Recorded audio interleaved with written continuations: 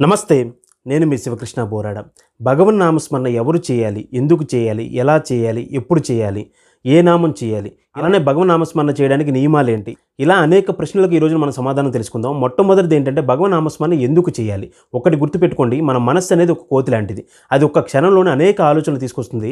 మనం ఏ పని చేస్తున్నప్పటికీ కూడా అక్కడ మన మనస్సును నిలబెట్టనివ్వకుండా మనకి అనేక రకాల ఆలోచనలు తీసుకుని వచ్చి మన మనస్సు మనల్ని పాడు చేస్తుంది. ఎప్పుడైతే మన మనస్సుకి భగవన్ నామస్మరణ అందించడం మొదలు పెడతామో అక్కడి నుంచి ఇంతకు ముందు అనేక ఆలోచనలు చేసినప్పుడు మన మనస్సు ఇప్పుడు కేవలం ఒక్క చోట మాత్రమే నిలబడడం, మనం అభ్యాసం చేయడం వల్ల మనకి కాన్సంట్రేషన్ లెవెల్స్ అనేవి బాగా పెరుగుతాయి.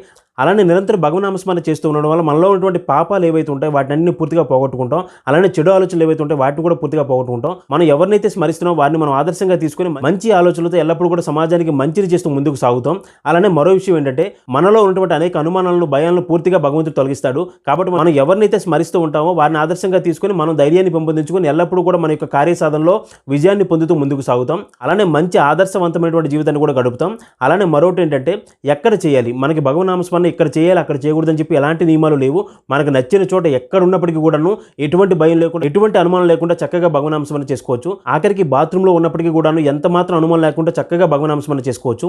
అలానే భగవన్ నామస్మరణ ఎలా చేయాలంటే ఒక తైలధారలా చేయాలి. తైలాన్ని కనుక నూనెని వేస్తున్నప్పుడు ఎంత మాత్రం కూడా గ్యాప్ లేకుండా ఏ విధంగా అయితే పడుతుందో అలానే మన మనసులో నిరంతరం భగవన్ నామస్మరణ అనేది ఎంత మాత్రం కూడా గ్యాప్ లేకుండా చేయాలి. ఎందుకంటే మన మనసుకు ఒక క్షణం అవకాశం దొరికిన చాలు అది మళ్ళీ అనేక ఆలోచనలు తీసుకుని వస్తుంది. కాబట్టి మన మనసు పూర్తిగా మనల్ని డైవర్ట్ చేస్తుంది. కాబట్టి అటువంటి గ్యాప్ లేకుండా తైలధారలా మనం భగవన్ నామస్మరణ చేయాలి. అలానే మరొకటి ఏంటంటే మనం ఎవరి నామాన్ని స్మరించాలి? ఇది ఒకటి గుర్తుపెట్టుకోండి. మనకి భగవతత్వం అనేది ఒకటే, అందులో ఎటువంటి భేదభావం లేదు. పరమాత్మ అనేవాడు ఒక్కడే. అయితే ఒకే పరమాత్మ సందర్భాన్ని బట్టి అనేక రూపాల దర్శనం ఇస్తారు. కాబట్టి మనకి నచ్చినటువంటి దైవ నామస్మరణ ఎవరు చేసినా సరే చిట్ట చివరికి ఒకే పరమాత్మలో మనం చేరుకుంటాం. స్వామి వివేకానందుడు కూడా ఒక సందర్భంలో మాట్లాడుతూ సత్యం ఒకటే, దానికి అనేక మార్గాలు ఉన్నాయని చెప్పేసి ఎలా అయితే చెప్పారో మనం కూడా ఏంటంటే మనకి నచ్చినటువంటి దైవ నామస్మరణ చేస్తూ ఆయన్ని స్మరించుకుంటూ ఎవరి పట్ల ఎటువంటి భేదభావన లేకుండా ఎవరిని దూషించకుండా సన్మార్గంలో కనుక నడిస్తే ఖచ్చితంగా పరమాత్మలో ఐక్యం అవుతాం. అందులో ఎటువంటి సందేహం లేదు.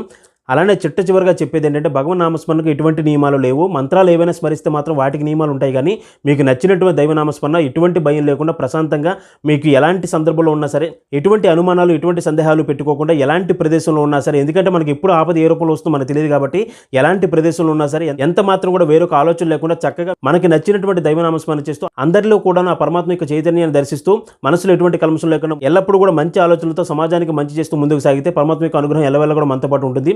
అందులో ఎటువంటి సందేహం లేదు. ధన్యవాదాలు. జై హింద్.